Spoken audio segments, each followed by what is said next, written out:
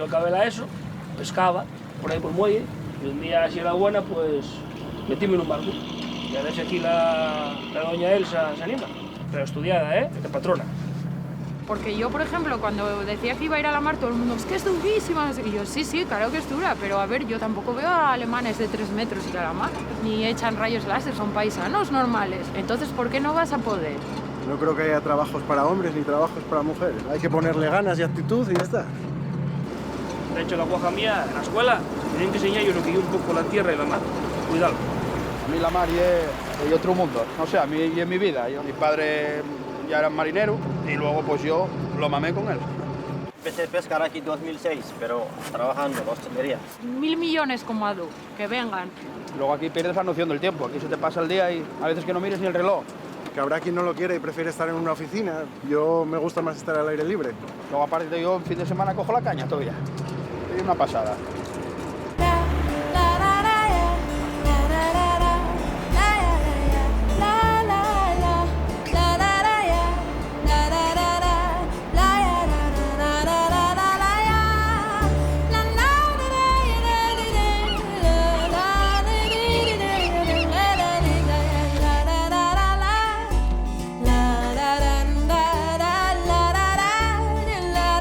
Vas a ayudarme, ¿Ya sabes tú?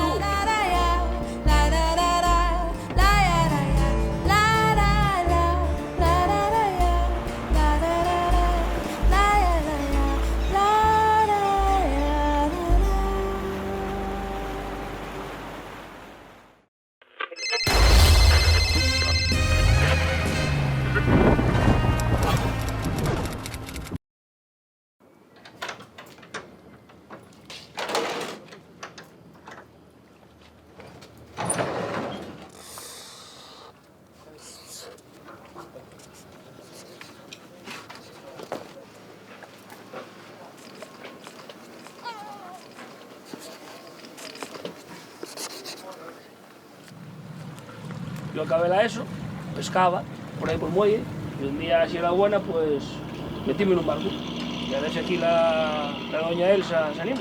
Pero estudiada, de patrona. Porque yo, por ejemplo, cuando decía que iba a ir a la mar, todo el mundo, es que es durísima, no sé qué. Y yo, sí, claro que es dura, pero a ver, yo tampoco veo a alemanes de 3 metros ir a la mar, ni echan rayos láser, son paisanos normales. Entonces, ¿por qué no vas a poder? No creo que haya trabajos para hombres ni trabajos para mujeres. Hay que ponerle ganas y actitud y ya está. De hecho, la guaja mía, en la escuela, tienen que enseñar yo lo que yo un poco la tierra y la mar. Cuidado. A mí la mar es otro mundo, no sé, a mí y en mi vida. Mi padre ya era marinero y luego pues yo lo mamé con él. Empecé a pescar aquí en 2006, pero trabajando en la hostelería. 1.000 millones como Adu, que vengan. Luego aquí pierdes la noción del tiempo, aquí se te pasa el día y a veces que no mires ni el reloj. Que habrá quien no lo quiere y prefiere estar en una oficina. Yo me gusta más estar al aire libre. Luego aparte yo en fin de semana cojo la caña todavía. Es una pasada.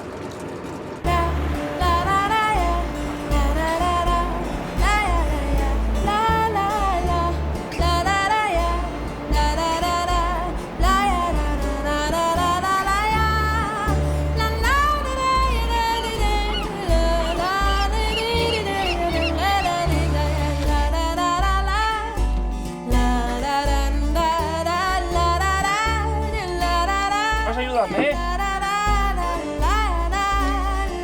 ¿Ya sabes tú?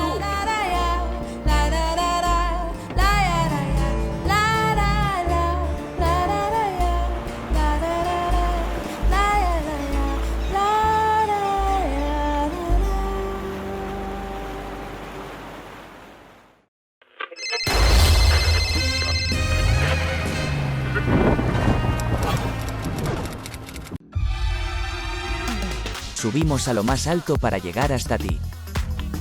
Boxon 3 Comunicación Natural. Colaborador oficial de la Semana Negra de Gijón.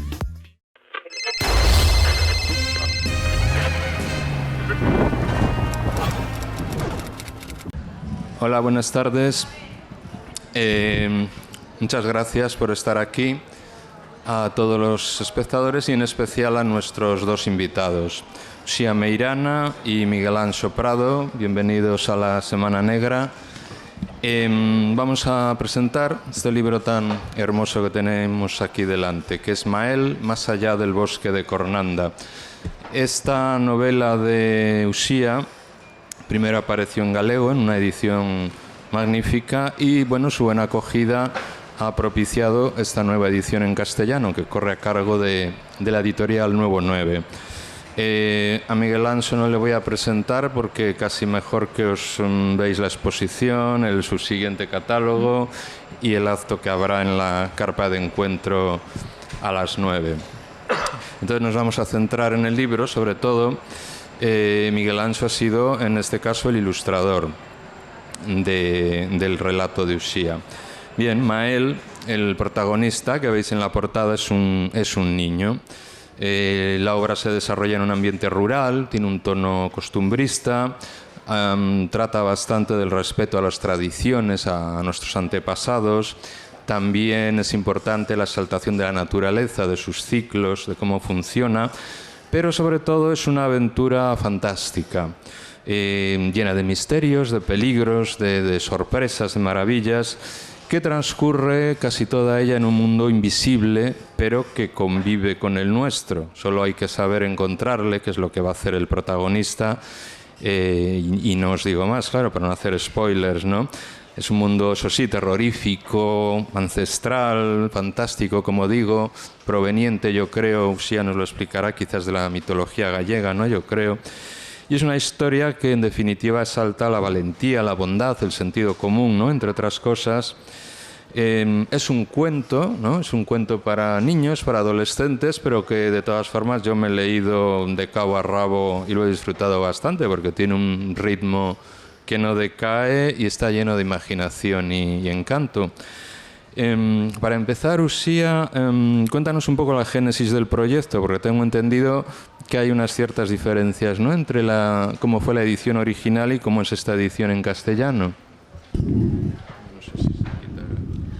Pues el proyecto nace con una idea que ya teníamos más o menos Miguel Anxo y yo, la idea evidentemente mía, pero nos apetecía hacer algo juntos, porque de la editorial gallega nos indican que hay unos premios o unas ayudas a la promulgación y al desarrollo de las culturas minoritarias en Europa. Y el proyecto a la editora le gustaba tanto que le apetecía muchísimo presentarlo dentro de lo que es, pues, la cultura minoritaria de la lengua gallega, ¿no? Y bueno, tuvimos la fortuna de que nos concedieron la ayuda y a partir de ahí, pues, es como nace en gallego. Bueno, primigeniamente fue concebido en gallego y escrito en gallego, pero no es que tuviésemos idea de presentarlo a estas ayudas. Estas ayudas vinieron sobrevenidas, ¿no? Pero eso sí, lo que propició fue una edición absolutamente preciosa, con más de 60 ilustraciones de Miguel Anxo. Queríamos hacer algo que fuese un poco una revisitación de los cuentos clásicos, entonces él hizo unas ilustraciones maravillosas que, salvo las de la portada y contraportada, están todas en muchos tonos de sepia, en muchos tonos de ocre, preciosas, así con un cierto matiz antiguo, que además va muy bien con lo que es la acronía del relato, ¿no?, porque es un relato acrónico. Y después todo encuadernado, precioso, en tapadura, en fin, una edición que en situación normal, sin esa ayuda, pues a lo mejor no hubiese salido adelante, ¿no? Y bueno, fue una edición muy bien acogida, y entonces al poquito pues ya se hizo en castellano. Lo que pasa que la edición en castellano pues no tiene ese plus, ¿no?, de las ilustraciones están directamente en blanco y negro, entonces bueno, pierde un poco todo el trabajo de Miguel Anxo, que fue un trabajo con otros trabajos por el medio, ¿no?, pero de más de un año, porque son muchísimas ilustraciones las que tienen, ¿no? Bueno, quería referirme a esa ucronía que has comentado un poco de pasada, ¿no?, ya que Geográficamente sí que claramente está ubicado en Galicia, ¿no? El bosque de Cornanda existe. Galicia propicia mucho este tipo de historias, ¿no? Tierra de meigas. Bueno, perdona que te interrumpa, sí. Jesús. El bosque de Cornanda existe, pero yo lo supe después de escribir el libro. Ah, genial. A mí me gustaba, o sea, parte del juego, digamos, bueno, un poco intelectual del libro, pues es jugar con elementos de nuestra mitología gallega y algo que a mí me fascina, porque soy filóloga y no puedo evitarlo, son los topónimos. Entonces, como nuestra cultura, como la asturiana y otras españolas son de base céltica, jugando con la raíz corn o carn, que en céltico significa piedra, que es de donde viene Cornualles, por ejemplo, o que en Galicia tenemos miles de topónimos que empiezan por corn, o por cor, o por carn, pues porque además las piedras son importantes también dentro del libro, pues después buscaba yo un topónimo y pensé, pues no sé, Miranda o Milmanda, ese anda me gustaba y dije Cornanda, ¡ay qué bonito, Cornanda! Pero resulta que cuál será mi sorpresa cuando efectivamente me entero de que al lado de Corme, que es de donde son los mejores percebes del mundo, por cierto, de la piedra del Roncudo, que están ahora en la fiesta del percebe, pues existe un bosque de Cornanda. Entonces me quedé alucinando. Pero es que después en frontera, es decir, en el otro país, en el país de la magia, también utilicé otro topónimo que es Carnota, que también se llama Carnota porque justo detrás hay un monte solo de granito, que en Galicia le llamamos el Olimpo Celta, porque es una zona de muchísimas leyendas, etcétera. Pues me encantó apropiarme de Carnota y para que sonase así un poco diferente dije Carnot, el monte Carnot. Y un día estábamos en Francia, aparcamos el coche en un parking y cuando salimos del parking vemos Parking Monte Carnot. Bueno, como los carnutes, ¿no? Que eran un antiguo pueblo galo. Es decir, que al final todo está relacionado y al final no inventamos nada, o sea, sino que todo está ahí en el subconsciente y de una manera u otra todo lo que decimos o hablamos o entretejemos o tejemos de forma igual diferente, pero las urdimbres acaban siendo más o menos siempre las mismas, ¿no? Sí, bueno, de hecho, en este caso la realidad ha superado a la ficción, o se han entrecruzado, como dices. Pero yo lo que te iba es eso, que si bien queda definido el entorno geográfico, ¿por qué esa acronía, no ucronía? Es decir, parece claro que es un presente, pero no si es del siglo XXI, del siglo XX, ¿por qué no has querido ubicarlo más concretamente? Es el tiempo de los cuentos.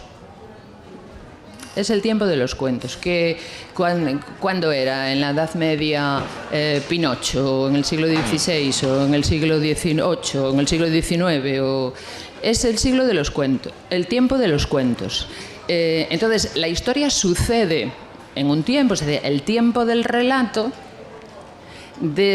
Si se cuenta desde la perspectiva del protagonista, se puede decir que son 1, 2, 3, 4, 5, en fin, los días que sean, pero en realidad, cuando el protagonista vuelve a la aldea, solamente han pasado 2 días. Pero es que esto sucede en muchísimas leyendas gallegas y en casi todas las leyendas que tienen una base céltica, porque ahí el tiempo de la realidad y el tiempo del otro lado, que es lo que en gallego decimos el alén, o sea, la palabra que más se parecería en castellano sería allende, que es el otro lugar, el otro lado, el otro mundo, que no es el real, pues ¿qué tiempo es ese? No sabemos realmente qué tiempo es. Entonces, yo creo que las ilustraciones de Miguel Anxo ayudan mucho, ¿no? a ver esa falta de tiempo específico, de tiempo, digamos, real del relato, porque fundamentalmente es una aventura, como comentabas al principio, pero yo quería hacer un libro fantástico, o sea, es un libro de fantasía, o de magia, o de mitología, no sé, de estos elementos. ¿Y cuál es el tiempo de la magia o de lo mágico? Pues es eso, una acronía, ¿no?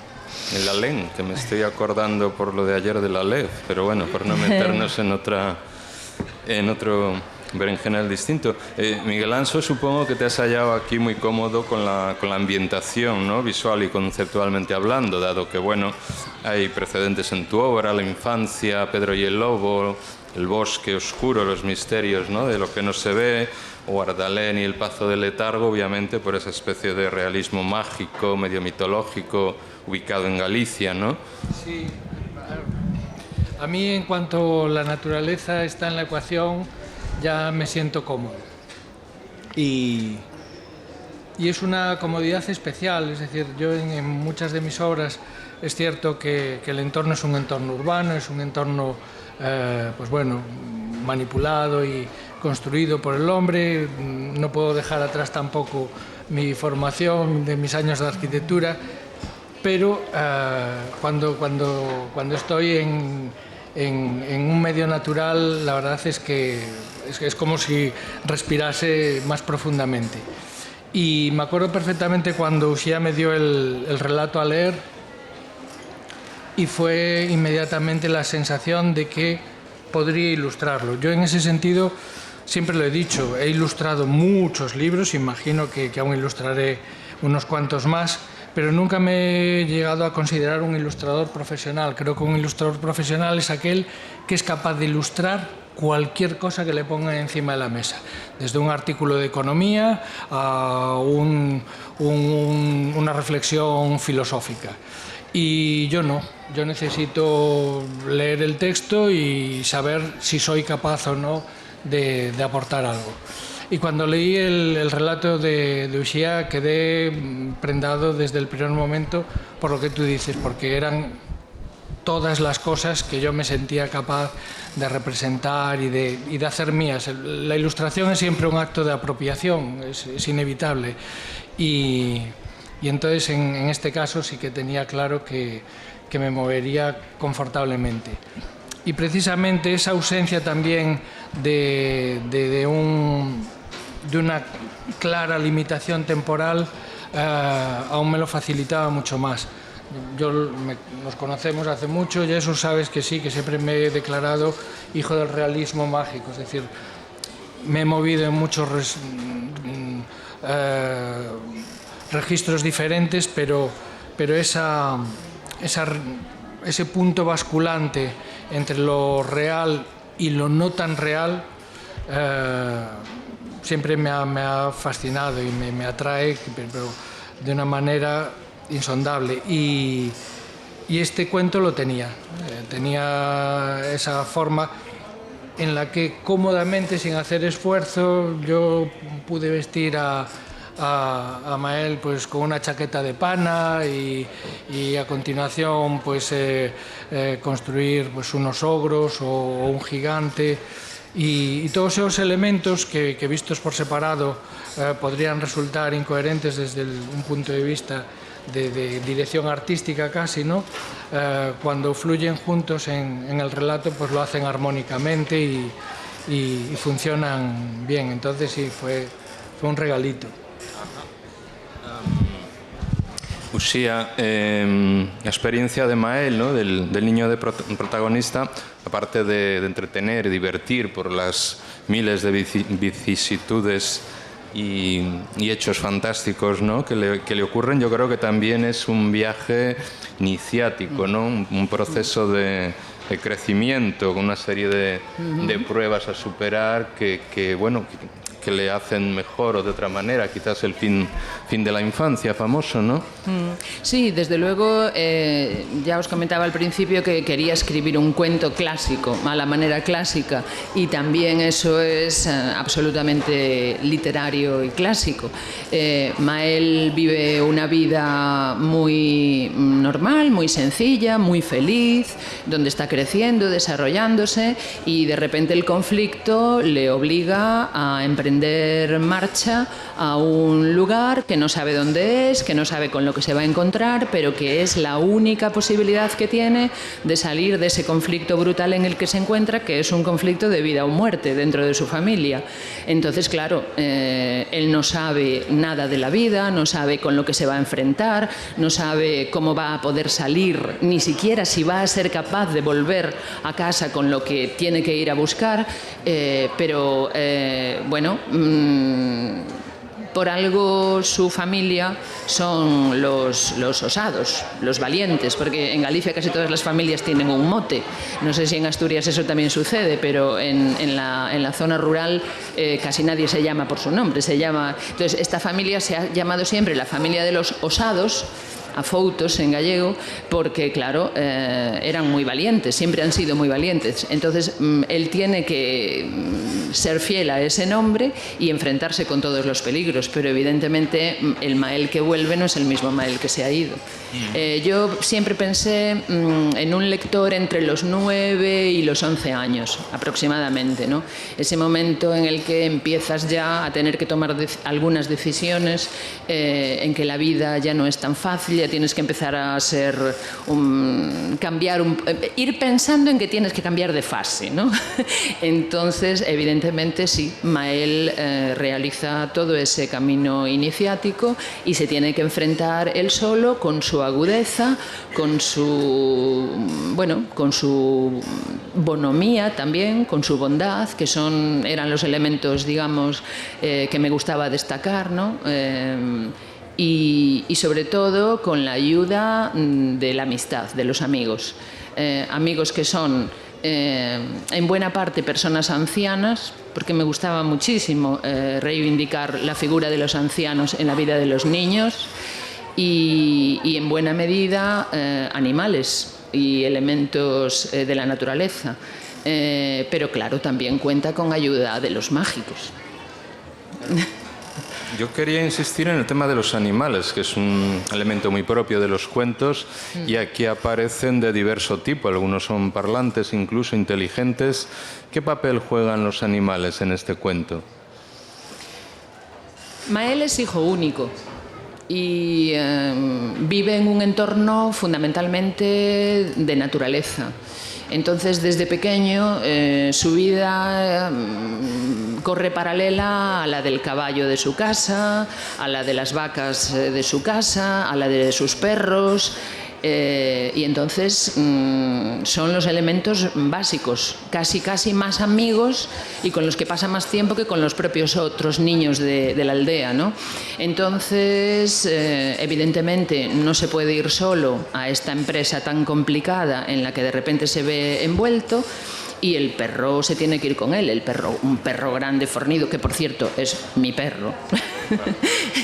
es un Golden Retriever grande y muy gordo y muy bonachón. Y después, gracias a la ayuda de, digamos, no sé, si os digo meiga, entendéis a lo que me refiero. Una persona, una mujer anciana, pero que es sabia. No es que sea una bruja, es simplemente sabia.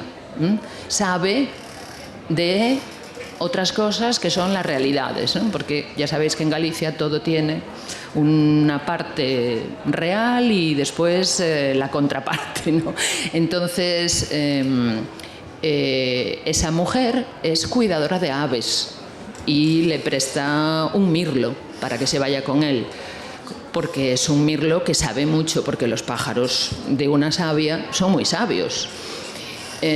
Lo que pasa es que cuando llegan a ese país imaginario, que es ese Alén, que bueno, yo le he llamado frontera, como le podía haber llamado otra cosa, por una serie de circunstancias, las personalidades de los dos animales empiezan a aflorar y me dieron muchísimo juego, porque yo también quería, yo he sido profesora, ahora ya estoy jubilada, pero yo he sido profesora y si los libros a los niños no les hacen reír y no tienen humor y no se lo pasan bien, pues no les enganchan tanto, ¿no? Entonces yo quería que hubiera humor y al final para mí los animales son el pretexto que me sirvió para que haya momentos de risa y de humor y divertidos, más que nada por los caracteres de los dos protagonistas, Merlo y Sil, el perro y el pájaro. Miguel Anxo, tú siendo un maestro del color, ¿no? Y el 90% de tu carrera se ha desarrollado en este terreno. ¿Cómo te las has hallado, te las has compuesto? ¿Te ha sido muy difícil expresarte planearlo, ¿no? Planificarlo en sepia, que al fin y al cabo es un solo tono, una gama? Sí, no. De hecho, es que según iba leyendo la narración lo visualicé claramente.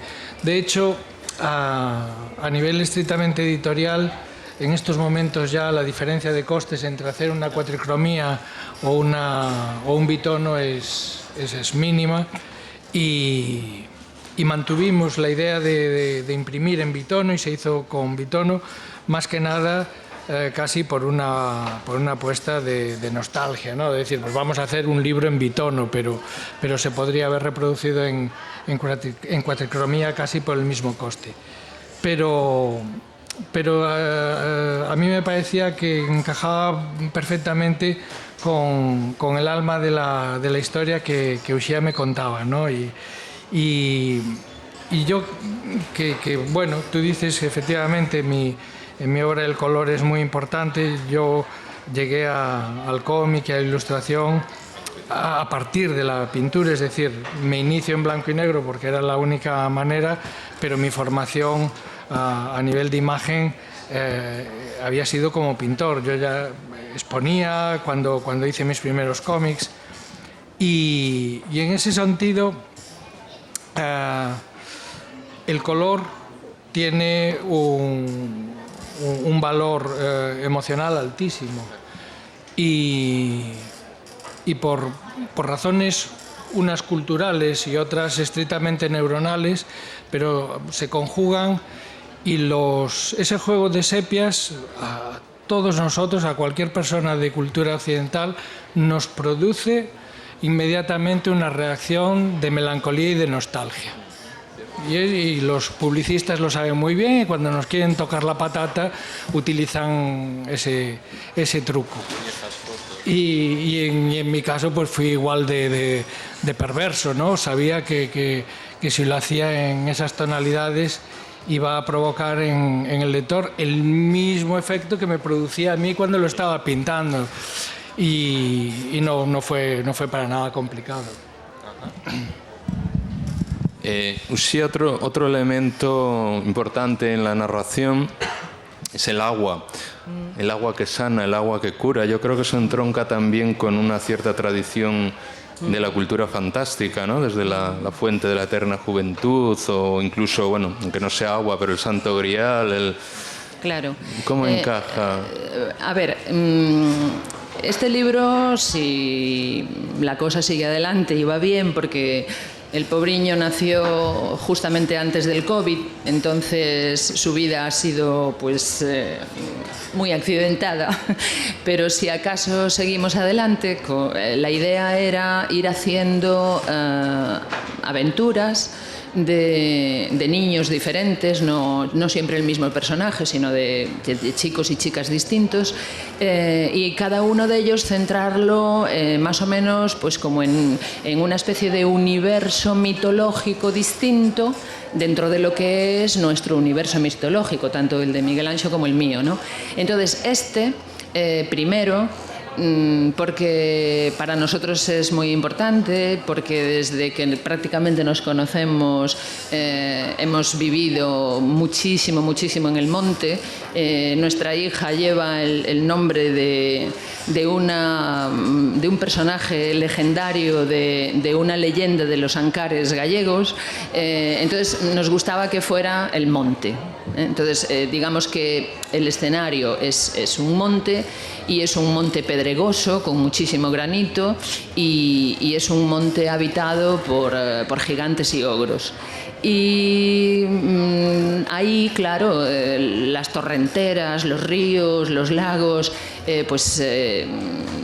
como elemento mitológico, digamos, del mundo bueno, porque en el alén, en el otro mundo, en el mundo que no es la realidad, sino el otro mundo de la magia o de los seres mágicos, hay buenos y hay malos. Y uno de los elementos buenos son las aguas que sanan. Y en Galicia son incontables los manantiales que sanan, las peregrinaciones a manantiales que sanan, igual que lo son a las piedras que sanan o a las piedras donde se puede concebir incluso aunque uno sea estéril. Entonces aquí nos gustaba ese mundo de la montaña, el bosque, el granito y el agua. Y entonces, claro, efectivamente hay pozos emponzoñados que son los que producen el mal y luego hay fuentes sanadoras que producen el bien, pero todo tiene que ver con ese substrato mitológico del que estoy hablando todo el rato, ¿no? Que era el que me gustaba poner en valor. Ajá. Y yendo a la parte bueno, y todos los seres que la habitan, claro. Por supuesto. Porque todas las fuentes, todos los ríos, todos los lagos en Galicia y creo que en Asturias también tienen sus seres fantásticos y en Cantabria probablemente y en el País Vasco y por supuesto si seguimos hacia arriba pues fijaros, Galicia, Gales, los galos en Francia, Gal, pues ahí hay un mundo, ¿no?, común. Y entonces, claro, los pozos, las furnas, las urnas que forma el mar en las montañas, en las cuevas, las aguas subterráneas, todo está lleno de determinados seres mágicos, ¿no? Y hay unos que son buenos, hay otros que son malos. Y Mael y su familia se encuentra con los dos tipos de seres. Y bueno, no contamos más porque si no desvelamos todo. Claro, claro. La dama del lago, de las leyendas artúricas. Sí, claro. Y volviendo a la parte no fantástica, que es importante también, todo lo referente a la vida rural que decíamos antes, ¿está basada en cosas que tú conoces o que has vivido, o tu familia, o cómo te has documentado? Bueno, es que nuestra cultura es rural. La cultura de Galicia es una cultura rural. Incluso la cultura de Galicia urbana es rural también. Quiero decir que cuando vives rodeado de naturaleza, que es nuestro caso, además, nosotros vivimos en una casa, cuando llegamos allí, pues rodeados de vacas, pues todo eso lo mamas, ¿no?, desde pequeño. Y después es una de nuestras pasiones. Nos apasiona el arte y nos apasiona la naturaleza. Entonces, no fue difícil, ¿verdad, Miguel? No fue difícil para nada. Es rescatar ese mundo rural, ¿no?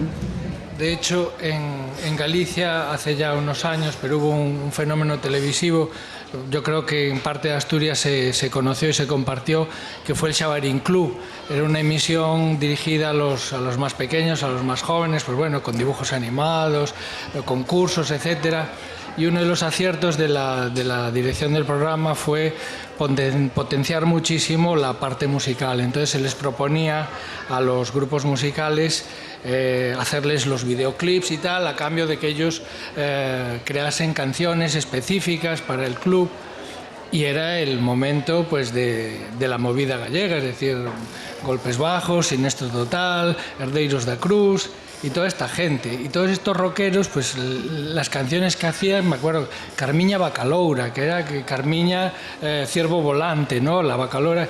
Entonces, incluso los que eran el mascarón de proa del urbanita gallego, que era Vigo y Coruña Guerreras, tal, pues en el fondo llevaban dentro un pailán, ¿no?, un aldeano, porque los rodeaba su familia. Claro, daros cuenta y ellos mismos que la habían ciudad más grande de Galicia tiene 250.000 habitantes, la más grande. Entonces, bueno, nosotros salimos de la ciudad y en 4 kilómetros estamos en el absoluto rural. En el absoluto rural. Entonces, es ahí una convivencia bastante sana. Sí, yo creo que todo el norte, toda la cornisa de hecho creo que es una de las partes sorprendentes para el resto de España, ¿no? Sí, pero hay otras zonas del norte más industriales que a lo mejor han tenido, o mineras, como es el caso de... Pero Galicia no, o sea, Galicia es marinera y ganadera, fundamentalmente. Entonces es... Miguel Anso, a la hora de tú te enfrentas, ¿no?, con el texto, le lees, lógicamente, ¿y cuál es tu criterio para elegir las escenas que ilustrar? ¿Las que más te inspiran, las más espectaculares, las más informativas? No, en eso yo estoy tremendamente marcado por mi experiencia como lector infantil. Y a mí no había cosa que me desquiciase más que un libro ilustrado que estuviese descompensado. Entonces, yo encontrarme con 2 ilustraciones, a continuación 50 páginas de texto, una ilustración descolgada, otras 20 páginas, otras 2... Entonces, yo necesitaba tener un ritmo constante de imágenes y de texto. Entonces, yo lo primero que hago es coger el texto y dividirlo. ¿Cuántas páginas son? 100 páginas. ¿Cuántas ilustraciones voy a hacer? 10 ilustraciones. Pues es una ilustración cada 10 páginas. Entonces, sin aplicarle como una fórmula de rigor absoluto, pero lo que busco es, entre un grupo de 4 páginas a partir de ese elemento central, 2 hacia atrás, 2 hacia adelante, un momento de la narración que me parezca... Si el libro es bueno, lo que sobran son momentos que ilustrar. Y por otro lado, eso me permite controlarme como ilustrador. Tanto cuando trabajo en cómic como cuando trabajo en ilustración, yo creo que uno de los mayores peligros que hay es enamorarnos de nosotros mismos. Entonces, escoger los momentos de lucimiento, a mí me parece que es una traición absoluta que te estás haciendo. Es como el jugador que hace siempre la misma jugada porque sabe que es la que le sale bien. Entonces acaba siendo pobre, acaba siendo alguien que resuelve un único problema. Y a mí me fascina el ser capaz de encontrar un momento pequeñito en una narración y ser capaz de transmitírselo al lector para que le deje un recuerdo. Y yo tengo ese recuerdo de muchas lecturas infantiles, de ilustraciones que cuando las he revisitado me he dado cuenta que eran mínimas, no era ningún momento esplendoroso, tal, pero acabaron dejando un pozo de eso, una luz de atardecer, un momento eso mágico en el que consiste simplemente en que pasa una libélula volando. Entonces, si el libro realmente es potente, te regala como ilustrador momentos de esos sin problema. Otra cosa, Uxía, es que, bueno, creo que el libro contiene una serie de enseñanzas positivas, ¿no? Pero están expuestas con mucha sutileza, porque a nadie le gusta la moraleja, ¿no?, que le enseñen. Yo las que veo, aparte de que antes hemos comentado algunas otras, la bondad, como dijiste, pero sobre todo sería encarnadas, ¿no?, en el niño protagonista, el prevalecer ante los obstáculos y el evitar las trampas de las apariencias, ¿no? Lo cual tiene, pues como digo, un mensaje muy positivo y muy actual, o sea, no desconfiar de los que son diferentes, ¿no? Como en este caso hay una ogra, hay una serpiente, hay un dragón, como decías tú, no vamos a hacer más spoiler, pero no tienen por qué ser malos, no siempre son lo que parecen, ¿no? ¿Crees que los cuentos sirven o deben de servir casi para eso, tener un sentido útil, positivamente útil? Sí, yo por eso quería hacer un cuento, porque quería reivindicar un poco el relato, digamos, desnudo de todos los elementos que no sea, en los que eso no sea el centro, ¿no? Entonces, el cuento tiene siempre que conllevar una enseñanza, o por lo menos así fueron siempre los cuentos, porque este es un cuento que está escrito, pero todo el urdimbre que hay ahí dentro es la tradición que a mí me ha llegado y que en el caso de la cultura gallega ha llegado oralmente. Entonces, ¿por qué se contaban los cuentos a los niños? ¿Por qué les decían que en aquel pozo, al fondo de aquel pozo, podía haber un ser horrible, una lamia, que podía comerlos? O no te metas en el bosque tú solo, porque mira, hay lobos. Porque se pretendía preservar a esos niños de los peligros a los que se podía enfrentar en el mundo rural, ¿no? En el mundo de la naturaleza desconocida. Entonces, bueno, me gustaba dar un pasito más allá porque, como ya te comento, no estaba pensando en niños de 5 años ni en niños de 4 años, estaba pensando ya en chiquillos de 9, 10, 11, 12, que ya tienen que tomar algunas decisiones, ¿no? Y que ya tienen que empezar por sí mismos a valerse en el mundo.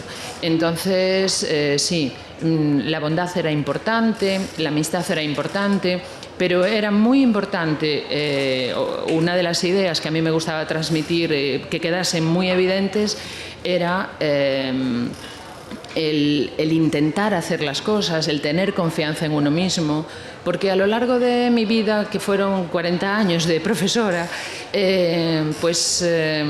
muchas veces eso es el trabajo del profesor, ayudarles a descubrir los niños lo que tienen dentro de sí, que no saben, y todas las potencialidades que llevan dentro, ¿no? Y además no pasa nada por no tener otras, porque tenemos amigos, compañeros de viaje que las pueden tener y nosotros no. Entonces los unos con los otros nos ayudamos y vamos hacia adelante, ¿no? Y eso era importante. La amistad, sí, pero también la fuerza de cada uno, buscarla dentro de sí y bueno, enseñarle a los chiquillos que hay que enfrentarse a las dificultades. Yo creo que estamos educando a los niños de una forma muy, muy endeble. No se van a saber enfrentar a los retos que la vida, por muy fácil que sea o por muy fácil que en sus familias lo puedan tener, la vida es muy complicada, es difícil. Entonces, yo creo que hay que darles armas a los niños para que adquieran la fuerza de enfrentarse a la vida, de conocerla, por muy dura y trágica que sea, ¿no? Sí, bueno, yo ahí insistiría, supongo que estés de acuerdo, dado ese papel que dices formativo, ¿no?, necesario de los cuentos, ya generalizando, que estés también en contra de esa corriente actual de esterilizarlos, de la corrección política que hace que todo sea bonito y feliz para que no se traumaticen. Incluso llega a cambiar los cuentos clásicos o casi censurar los modernos, ¿no? A ver, la muerte es la muerte, la enfermedad es la enfermedad. Forma parte de la vida, es exactamente lo mismo, es como si fuera una moneda y tiene dos partes. La felicidad, la infelicidad, el dolor, y a los seres humanos tienen que aprender también, cuando dejan de ser niños y empiezan a entrar en la vida adulta y a razonar y a pensar, pues tienen que aprender a enfrentarse a eso. Por eso Mael se enfrenta a una enfermedad. Porque podía enfrentarse a otra cosa, podía necesitar un elemento mágico para, no sé, para abrir un cofre. Claro, no. Mael a lo que se enfrenta es a la enfermedad y la hipótesis de muerte de la gente a la que más quiere. Por eso tiene que sacar de dentro toda su fuerza y toda su inteligencia y toda su energía y sus habilidades para salir de ahí, ¿no? Ya sé que cuenta con ayudas, claro, cuenta con ayudas, pero bueno, las ayudas nos las podemos buscar. Claro. Miguel Anso, es curioso, bueno, o quizás no, ahora me dirás tú por qué, siendo un cuento para niños, que tu estilo sigue siendo básicamente realista, no has utilizado un estilo ni cómico, ni caricaturesco apenas, ni exagerado. Mira que yo soy impío cuando a veces hago caricatura y digo que cuando le escucho a alguien decir que conserva el niño que lleva dentro, me pongo muy nervioso y pienso en un alien dentro de una persona, ¿no? Y cuando intento dar explicaciones de este tipo, como las que tú me preguntas ahora, me doy cuenta también hasta qué punto nos condiciona la infancia. Antes dije cómo me condicionaba a mí para decidir el número de ilustraciones y cómo era yo de lector de niño, Y ahora con esto me sucede exactamente lo mismo. Cuando era lector me fastidiaba muchísimo que me diesen libros con un tipo de dibujo como si pensasen que yo era tonto y no era capaz de fascinarme por una imagen, pues bueno, adulta, ¿no? Y recuerdo que me regalaban cosas y tal, y a mí el que me fascinaba era una versión que tenía mi padre del libro de la selva de Rudyard Kipling, con unas ilustraciones terroríficas, con un negro saturado, tal. Y a mí aquello me atraía como un agujero negro. Y prefería aquello a cualquier moñez de estas pensada para un niño de mi edad, ¿no? Entonces, sin llegar a ese extremo, pero siempre he pensado que el dibujo puede ser fascinante para una persona de 6 años o de 8 o de 10, en función no solo de una cuestión estrictamente estilística y de que tengas que hacer el personaje más cabezón o menos, sino que, bueno, utilizando proporciones, pues como tú decías, más realistas, puede ser igualmente atractivo. Es un poco un discurso justificador, porque también en otros momentos reconozco que hago otro tipo de dibujo más deformado, más cartoon, más caricaturesco, y también funciona y tiene su utilidad. Pero cuando intento ser cómplice con la escritora o con el escritor o conmigo mismo cuando soy guionista, y el relato pretende transmitir una cierta carga ya emocional, intento que el lector no se despiste e intento que no piense que es un monigotito simpático. No, lo que decía Uxía, este es un niño que ve que sus padres se pueden morir. Entonces quiero dibujar un niño y que el niño se pueda ver incluso reflejado, y que el perro que vea no sea un perro narizón, sino que es un perro como el que puede ver a su alrededor. Además, como os comentaba antes, dentro de lo que es el mundo de los mágicos o el país de los mágicos, hay seres buenos y hay seres malos, y en la novela salen algunos de ellos. Y salen un elemento que yo no sé si aquí en la cultura asturiana lo tenéis, que se llaman las lavandeiras de la noche, que son mujeres que salen por la noche y lavan todos los ¿cómo se llaman los trajes que llevan los muertos? Las mortajas en las fuentes y la ponen a secar. En fin, salen dragones, salen ogros, salen los rebaños infernales, porque los gigantes son seres que vienen del fondo de la tierra, han salido hacia afuera expulsando la materia pétrea y salen hacia afuera la tierra, pero ellos son los señores del mundo infernal. En Galicia creemos que debajo del suelo, en el subsuelo, viven una caterva de gigantes que nosotros les llamamos los mouros. No porque tengan nada que ver con los moros, sino porque en gallego mouro significa oscuro. A noite moura, por ejemplo, la noche negra, la noche oscura, ¿no? Entonces son esos seres. Entonces estos viven y se alimentan de crear y criar los rebaños infernales. Miguel tenía que dibujar todo eso.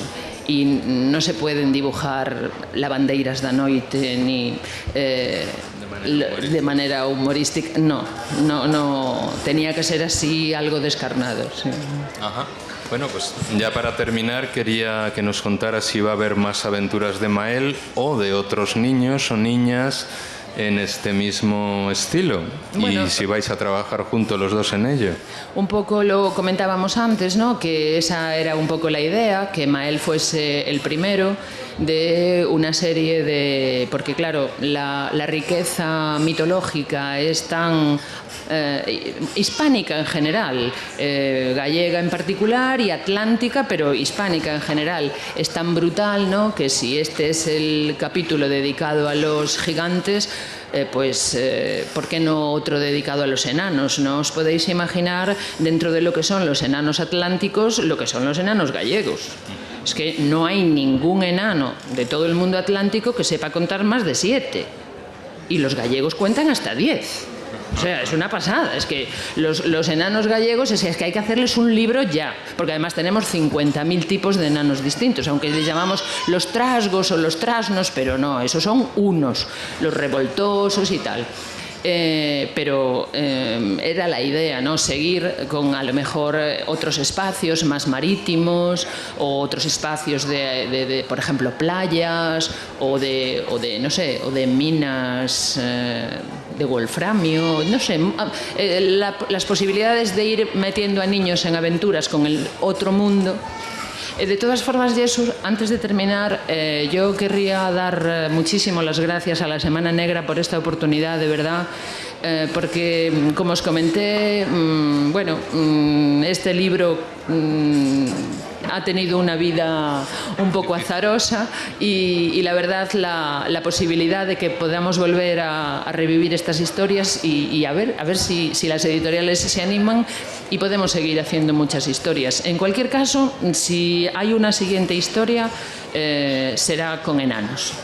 Genial, pues es un placer haber podido contribuir, ¿no?, a visibilizar esta preciosidad del libro. Esperamos volver a verte con el próximo y bueno, que sepáis que los autores venderán y firmarán allí detrás los ejemplares. Y muchas gracias a ambos y a vosotros por estar aquí. Gracias.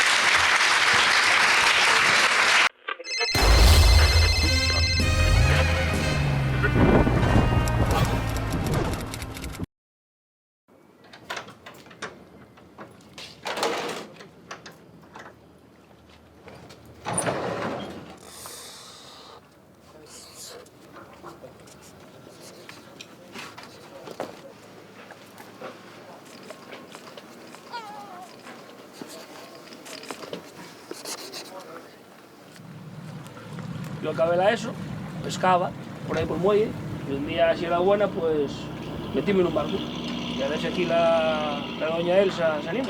Pero estudiada, de patrona. Porque yo, por ejemplo, cuando decía que iba a ir a la mar, todo el mundo, es que es durísima. Y yo, sí, claro que es dura, pero a ver, yo tampoco veo a alemanes de 3 metros ir a la mar. Ni echan rayos láser, son paisanos normales. Entonces, ¿por qué no vas a poder? No creo que haya trabajos para hombres ni trabajos para mujeres. Hay que ponerle ganas y actitud y ya está. De hecho, la guaja mía, en la escuela, me tienen que enseñar yo lo que yo un poco la tierra y la mar. Cuidado. A mí la mar es otro mundo. No sé, a mí y en mi vida. Mi padre ya era marinero y luego pues yo lo mamé con él.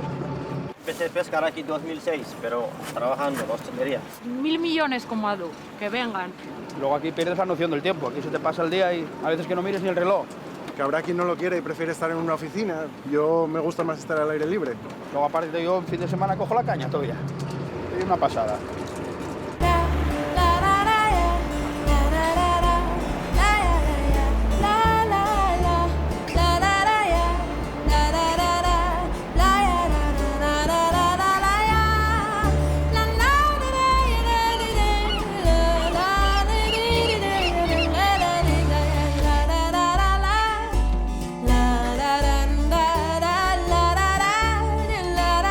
Vas a ayudarme, ¿Ya sabes tú?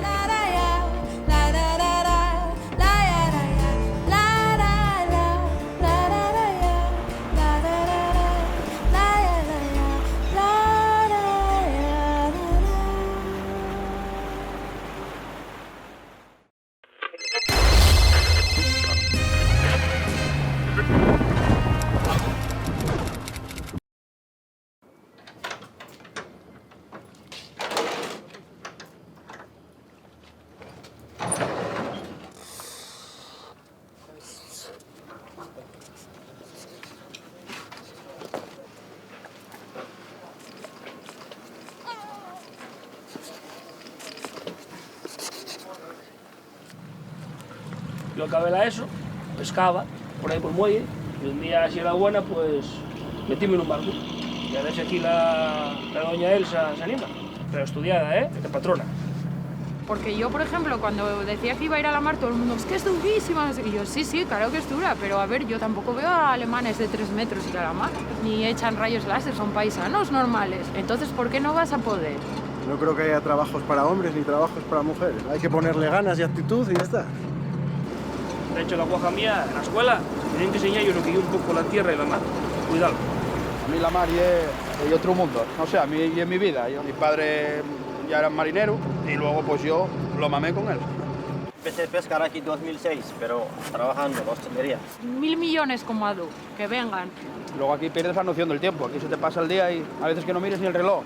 Que habrá quien no lo quiere y prefiere estar en una oficina. Yo me gusta más estar al aire libre. Luego aparte yo en fin de semana cojo la caña todavía. Es una pasada.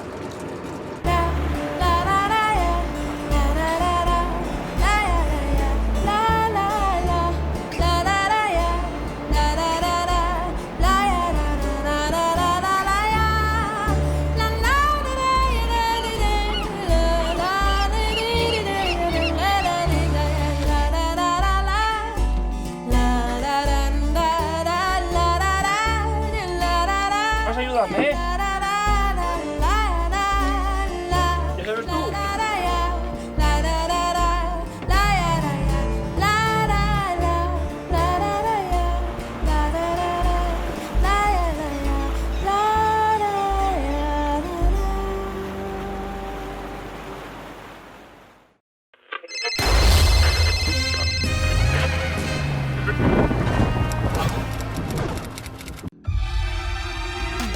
Subimos a lo más alto para llegar hasta ti. Coxon 3 Comunicación Natural. Colaborador oficial de la Semana Negra de Gijón.